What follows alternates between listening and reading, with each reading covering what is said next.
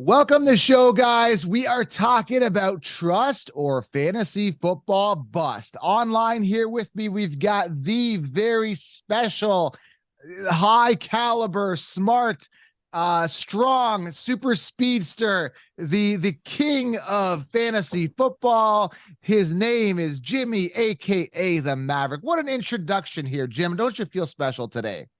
How am I supposed to live up to that? I mean, come on. What am I supposed to say here? Oh man, I'm ready to go. I just got to build you up here. They're like, some people are new to the channel, right? They don't even know who I am, and the people that know who I am that aren't new are like, who's this Jim guy? And they're like, I don't bring anybody on here. So I'm a big Rocky fan growing up. So I used to watch, Apollo Creed, and he had like 30 names before he came out to the ring. So you're like my Apollo Creed. You're like the amazing sidekick here. Not even like my trainer, because Apollo trained Rocky in Rocky 3, right? that, and then he died because of it. He died because of the stress of training Rocky. He couldn't handle it.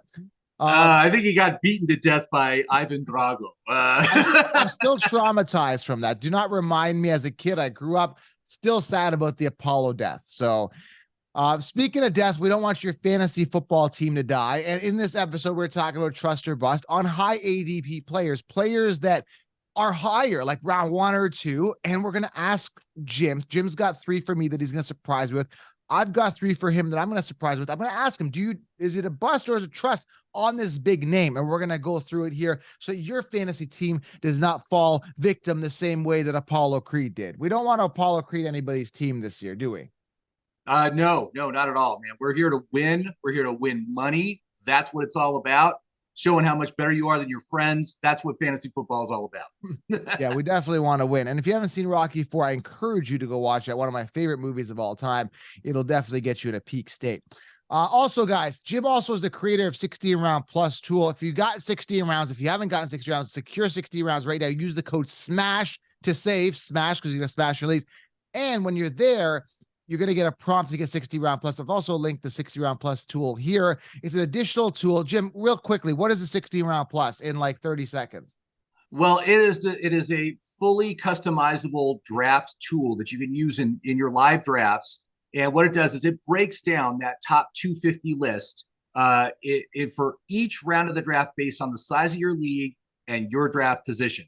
So it just makes it makes going through a draft a breeze. You've got the counselor's recommendations right at the top of the page. You see all the players are scored according to the Cuddy system. So the highest scoring players are at the top of the list. So it's easy to find the right players, and you just avoid the players that are at the bottom of the list, the low scoring Cuddy players, and you will be fine. You're going to build yourself a fantastic team.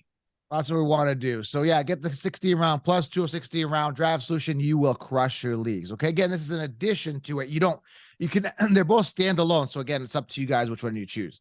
All right. Trust or bust. Let's dive into this, Jim, here. So I'm going to ask you first. Let's go with that. Okay. Do you trust or will he bust? Will he be a fantasy bust? The guy I'm talking about here is Saquon Barkley, who, by the way, is coming off, I would say, check your app, but I think it's the end of first round, early second. Very high draft capital, and a guy that had a good year last year. That was a contract year. He hasn't been paid. And again, I'll let you explain it. Do you trust or will he bust? All right. So in regards to Saquon, I gotta say, uh, I would have him as my number 1 or number 2 player overall. Okay. But I am scared to death of his contract situation because I do not think he's going to play right now the way things are going. Now, he has been tagged. He's got the franchise tag on him. And so they said, we will pay you Right. $10.5 million to play this year on a 1-year contract. And that was already, I'm saying, I don't think he's going to do that. I don't think he's going to play. But then this week, I found out that, in fact, the Giants offered him a $13 million a year contract extension, and he said no. He's nuts. So he is absolutely not going to play for $10 million this year if he's already turning down 13. And so until this gets resolved, I don't think there's any way I can draft Saquon Barkley. I've got to wait for some resolution on this, because the absolute worst thing you can do is to draft this guy and then as your first overall pick, or maybe your second pick, and have him not play in 2023. So at this point, I do not trust him. But if this gets resolved, boom, he's top two for me. Top two. Definitely. This has to be resolved. And I think he thinks he's Lamar Jackson. Lamar Jackson turning the money down, getting this mega contract. Hey, you never know. But if he doesn't really get this figured out now, it's game over. The guy has to get paid. So I kind of understand where he's coming from. He wants like CMC money. And again, I don't trust him as of right now either, because of the contract issue. Very high risk for a guy you're drafting in the first round. Very high. All right, Jim, ask me, who do you got here? Trust or fantasy football bust? Oh, I don't even know how you're going to answer this one, man. What do you think about the Christian McCaffrey for 2023? Do you trust him, or is he going to bust? I guess this is for newer people that aren't aware. I do not like Christian McCaffrey this year, or any year for that matter. And I don't care if I was wrong on him last year, because prior to that, in 2020 and 2021, he had not played a lot of games, 10 games in those two seasons. And he's not a young guy. He's not hungry. He's been paid. He's been incentivized on a team that is plagued with injuries, or has been plagued with injuries at the running back position. You got Elijah Mitchell, sidelined for most of the season last year. Does he come back healthy? And if he does, he could dip into this. Quarterback situation, we still haven't figured that out, because usually you're in a situation when you draft a team where it's kind of solidified to some degree, where you have the rapport with the quarterback. And again, quarterback question marks, durability question marks, age question marks, loss of hunger question marks. We've seen CMC modeling. He just got married, or he's getting married. I don't know what he's doing. I don't trust, especially, and again, give him to me in the third round. I may consider him as my RB3, maybe an RB2, depending on how I'm feeling that day. But as first overall pick, second overall pick, top 3 pick, no way in hell. He is going to decline this year. I can assure you, Joe, you can't predict injuries.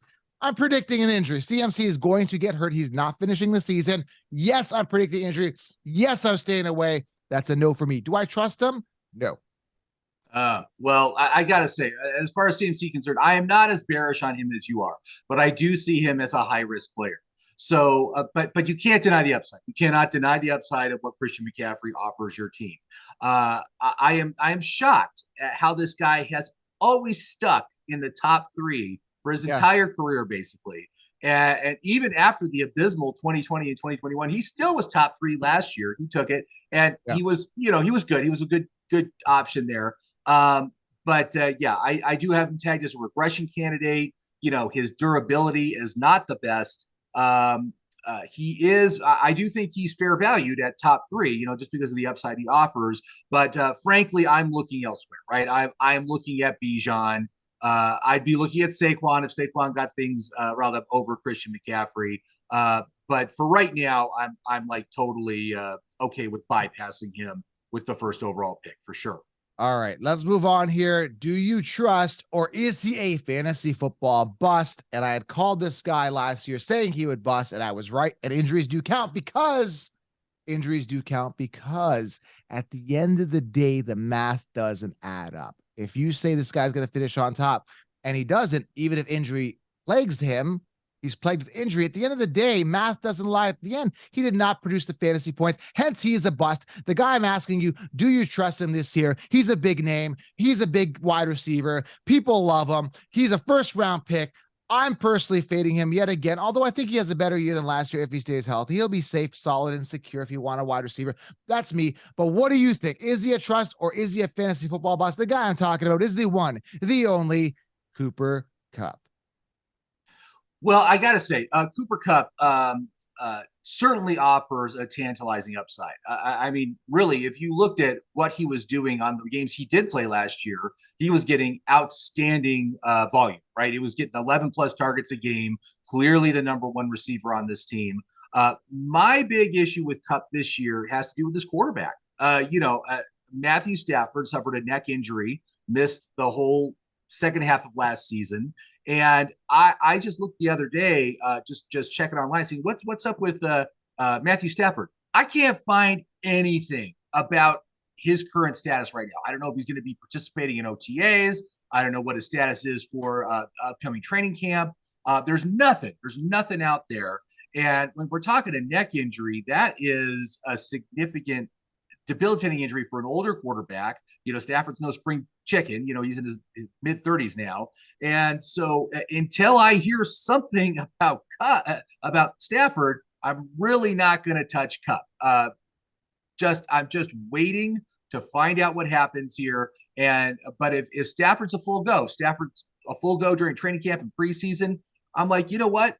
I would totally take Kupp. I would take him, but I need to find out what's going on with this quarterback, because who's even the backup quarterback for the Rams? I don't even know. Nobody knows. Nobody cares. And yeah, I mean, Stafford is the same kind of concern for me. I'm having Stafford trust issues, especially when you look at a guy who's was average at best, I'll give him above par in Detroit for years.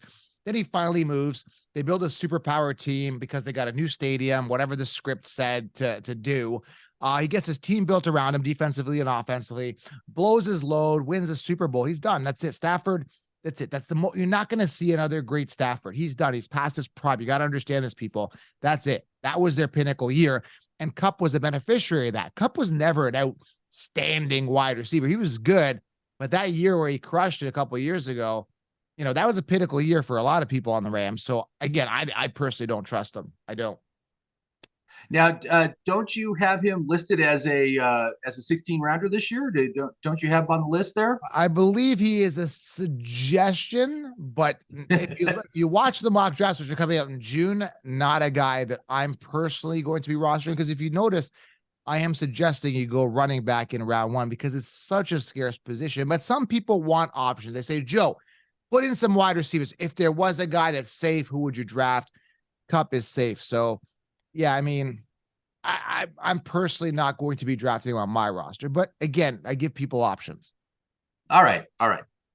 So let's talk about another guy. Talk about a guy that's definitely had, I believe he has already had his pinnacle year. But how about Derrick Henry? Tennessee Titans. The dude is 29 this year. And I have to admit, I have a bias against running backs over the age of 27. I was sweating bullets about drafting him last year. I did draft him in a couple of leagues, and you know what? He was great. He was great last year. Can he keep it up? Do you trust him, or is he going to bust this year? This one is a good question. Okay. Derrick Henry. Let's talk about Derrick Henry. He is the king. There's no question about it. But am I paying the admission, the ticket, to see him walk away in the sunset? Is he in his sunset year? And I don't think so. I think he's got one more year left. Is he going to stay healthy? Stayed healthy last year. Again, not last year, but the year before, he had an injury. Then last year, I'm like, I like him. He's going to kind of bounce back.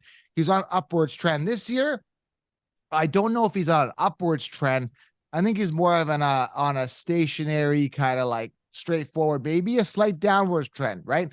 So he's not my first. He's a recommendation. Again, not my first round pick, not my first overall pick, not my.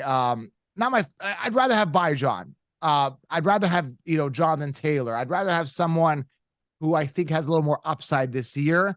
I think he's lacking that upside. Do I trust him? Yeah, sure, but I'm just not feeling warm and fuzzy. Derrick Henry's a tricky one for me because last year I was all on board, right? This year, there's something in the back of my mind that's saying, I don't know. I don't feel warm and fuzzy. So if you ask trust or bust, I'm going to say trust right now. As we get closer to the season, I'm going to maybe change my mind. They just drafted Tajay Spears. I think he was in the 3rd round pick, who was actually, if you look at his numbers, a workhorse in college.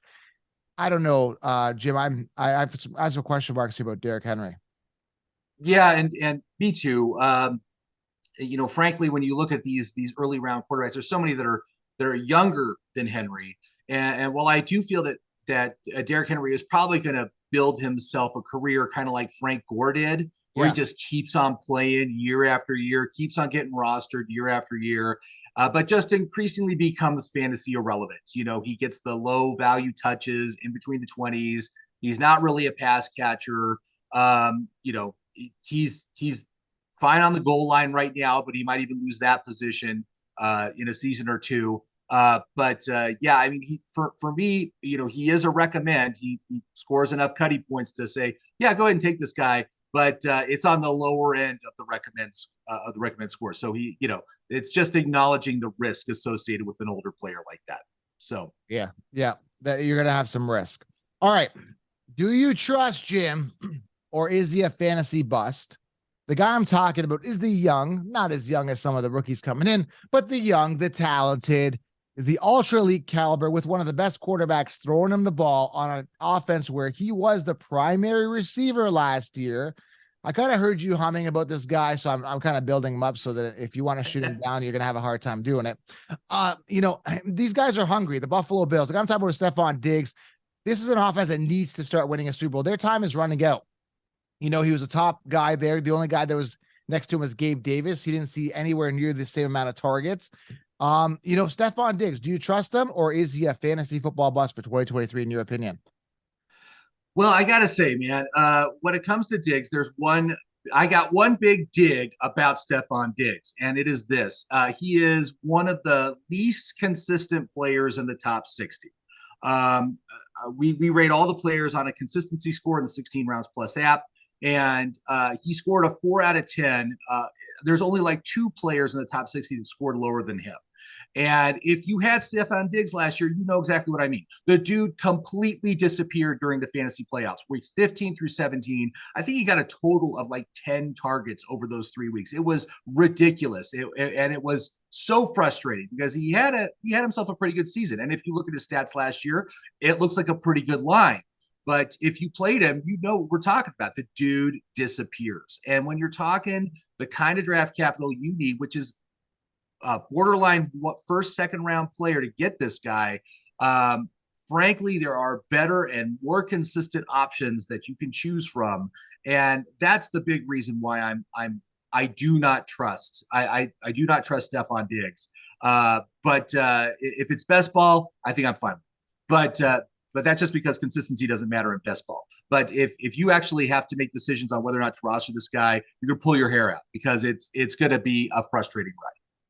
Yeah, I mean, if he's in there in the round 2, and my running backs that I like in round 2 are gone. Let's say Najee's gone, Reese Hall's gone. Let's just say Garrett Wilson and Monroe are gone for some reason, even though Diggs is higher in the ADP, then I might consider him round 2. But I think he's safe. I think he's solid. I think he's a nice stack with Josh Allen. Is there better stacks? Yeah, I mean, you could go Burrow, you could possibly, and Jamar Chase. That's a good stack. You could go AJ Brown. You could go, Jalen Hurts. That's a nice stack. That was a nice stack last year that won me my championship in one of my leagues. So, I mean, it's tough, but I think Diggs is a safe bet for me, to be honest with you. But again, I kind of see what you're saying as well. The inconsistencies. Yeah. And like I said, he still rates as a recommend in the app. But again, he's like Derrick Henry. He's kind of like a lower point getter than some of the other players that are available at this same point. So frankly, I'd rather have a higher rated player, a higher rated receiver, a more consistent receiver to carry me this season as opposed to someone like Stephon Diggs. So that's where I'm at with him.